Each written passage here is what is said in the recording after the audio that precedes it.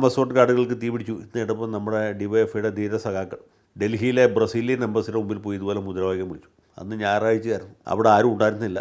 Embassy പൂട്ടിക്കിടക്കായിരുന്നു, ഗേറ്റും പൂട്ടിക്കിടക്കായിരുന്നു. അതുകൊണ്ട് സെക്യൂരിറ്റിക്കാർക്ക് ഇവരെ പിടിച്ച് കഴുത്തെ പിടിച്ച് തള്ളി പുറത്താക്കാനുള്ള അവസരം കിട്ടിയില്ല. ഏതായാലും ഇതുപോലുള്ള തമാശകൾ ഇവർ അവതരിപ്പിക്കുന്ന ആദ്യമായിട്ടൊന്നുമല്ല. ഇത് അവസാനമായിട്ടാകാനും സാധ്യതയില്ല. ന്യൂയോർക്കിൽ എന്താണ് സംഭവിച്ചത്? അവിടെ ഡെമോക്രാറ്റ് പാർട്ടിയുടെ സ്ഥാനാർത്ഥി സൊഹ്റാൻ മംദാനി വലിയ ഭൂരിപക്ഷത്തോട് ജയിച്ചു. തീർച്ചയായിട്ടും അതിൻ്റെ അകത്തൊരു കൗതുകമുണ്ട്. കാരണം ഏഷ്യൻ വംശജനായ ഒരാൾ ആദ്യമായിട്ടാണ് ജയിക്കുന്നത്.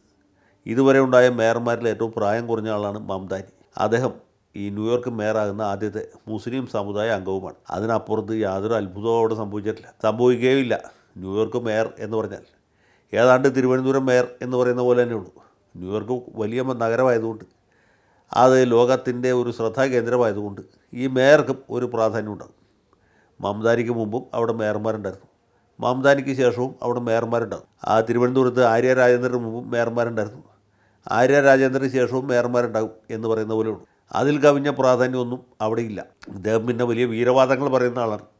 ഞാൻ ബെഞ്ചമിൻ നെതന്യാഹുവിനെ അറസ്റ്റ് ചെയ്യും, ന്യൂയോർക്കിൽ കാലെടുത്ത് ഔട്ടാൻ സമ്മതിക്കില്ല എന്നൊക്കെ പറയും. അതൊക്കെ പുള്ളിയുടെ ഒരു ബാലചാബല്യമായിട്ട് കണക്കാക്കിയാൽ മതി. അതിൽ കവിഞ്ഞ പ്രാധാന്യമൊന്നും അതിനില്ല. വോട്ട് കിട്ടാൻ വേണ്ടിയിട്ട് പലരും പലതും പറയുമല്ലോ.